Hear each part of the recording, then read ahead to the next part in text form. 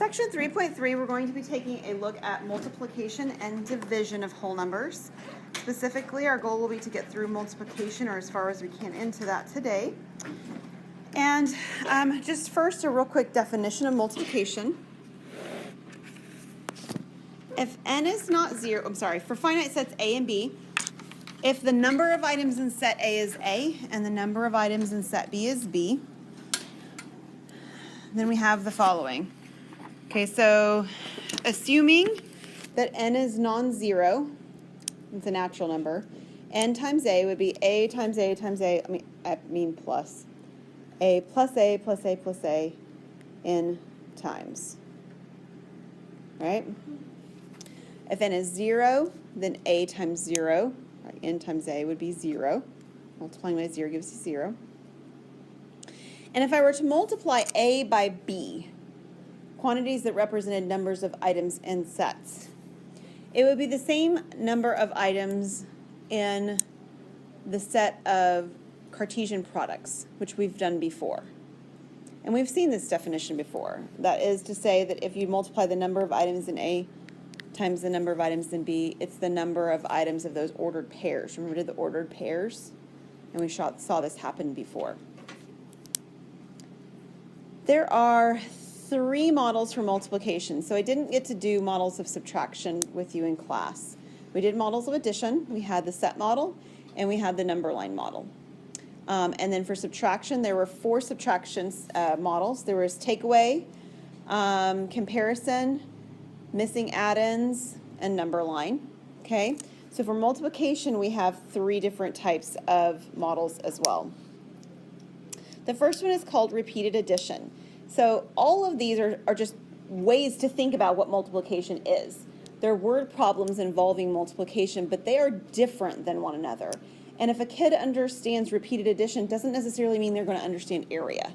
All right, so for you as an educator, if you can recognize they're really struggling with this particular type of model, it will help you a lot in being able to deal with the issue. Because if the issue is simply they're struggling with multiplication, then you don't really have a good place to start. But if understanding that they're struggling with repeated addition specifically, then you know how to be able to begin to help them. So repeated addition, this is an example of that. Giselle takes 3 tests every Friday. After 4 Fridays, how many tests has she taken? So you see happening here very easily that I have 4 tests this Friday. It wasn't 4, 3. 3 tests this Friday. And I have 3 tests next Friday. And I have 3 tests the next Friday. And then there's my 4th Friday, right? I'm repeating adding 3 every single Friday. Yes, it's multiplication, but it's multiplication because I'm doing a repeated process. So I get 12 tests.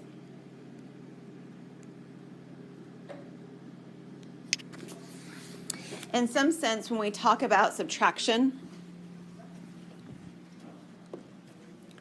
a lot of us think about sort of defining subtraction as takeaway. So that might be because that's the model that you've mostly seen or are mostly comfortable with. That's true for repeated addition too. Repeated addition is probably the multiplication model that you're most familiar with. All right? But there are other multiplication models, and the next one is called array. So an array model is used for sets. And here's an example. Minhu is baking cookies. He is able to place the dough 3 cookies wide and 6 cookies long on his pan. How many cookies will his pan hold? That's different, right? It doesn't say he cooks 3 cookies today and 3 cookies tomorrow and 3 cookies. He doesn't say that. He's got a very visual picture of this happening, whereas the other one really wasn't a visual picture. So in an array model, you have a very visual imagery of what's happening, and it looks something like this. So I have 3 cookies wide. That is not a cookie. Let's try that again. How about that? They're chocolate, in case you were not sure. There's 3 chocolate cookies. I should make the question donut holes, or donuts, shouldn't I? That'll be good. And he's going to put them 5, did I say 5? 6, thank you, 6 long. So there's 3 long.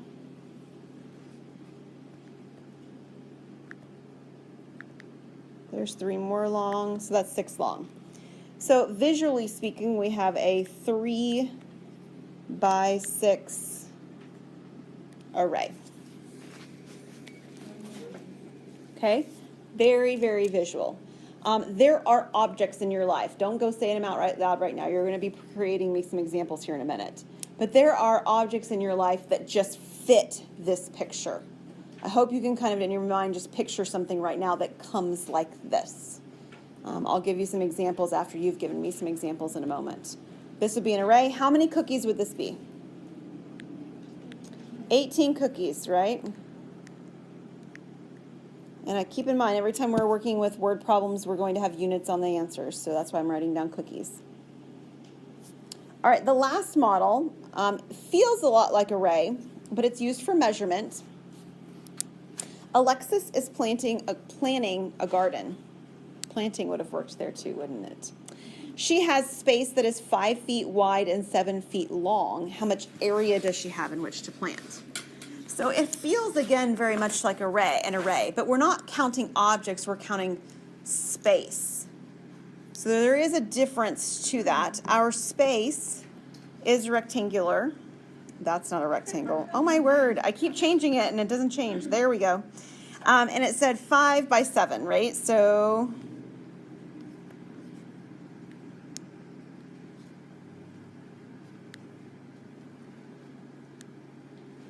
that is not perfect, but you have the right idea. There's my 5 rows, and I need to have my 7, if you will, columns.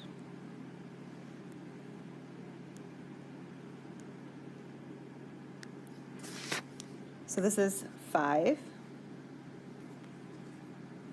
by 7. How much area does Alexis have to plant? 35 what? Square feet, or we write it this way, feet with a little squared after it, because it's feet times feet. All multiplication. They feel quite different. So, here's what I would like for you to do. I would like for you to get with your, I don't want you to move. I want you to do it right where you're sitting, so let's do it that way. Normally I have you move to your group work people, but I don't want to move.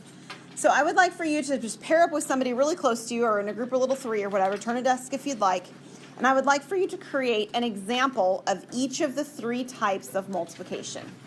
Okay, you're not working the problem out, I don't need solutions, just a word problem that would relate to a child and represent that model. So a model for repeated addition, and a model for an array, and a model for area.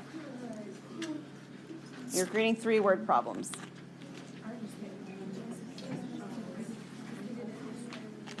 Hey, Tori, do you want to work with Brianna? She looks to be partnerless. Every Monday. A treat. You know, and so by the end of the week, it's like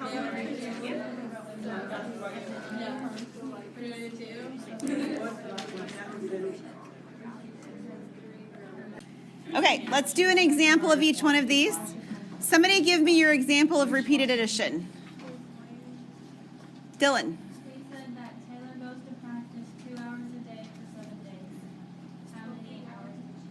There you go. 2 hours a day for 7 days. How many hours does she practice? Okay, another one for a repeated addition. We said Jessica reads 3 books every day for 1 week. How many books does she read? She must be little. 3 books a day, right? 3 books a day for, what'd you say, how long? For 1 week. Cool. All right, another repeated addition. Okay, so somebody give me an example, different people, for what you did for array. Tiffany has a shoe rack. She places her shoes 4 pairs wide and 7 pairs shoes long in the rack. How many shoes are in the shoe rack? Cool, that'll work. How many shoes are in our shoe rack? All right, another example of an array. The classroom has 5 rows of 5 desks. How many desks are there? Good, rows of desks. What are some of the other things that you guys thought of that come in arrays? Or position in arrays. We did cookies on a cookie sheet, right? Muffins in a muffin pan, or cupcakes would be as well. How about toilet paper? Paper towels. Cups could be, depending. Certainly, like soda cans or bottles, like when you buy bottled water, y'all know what I'm talking about, right? Or you buy like the cases of it or the cases of soda. Yeah.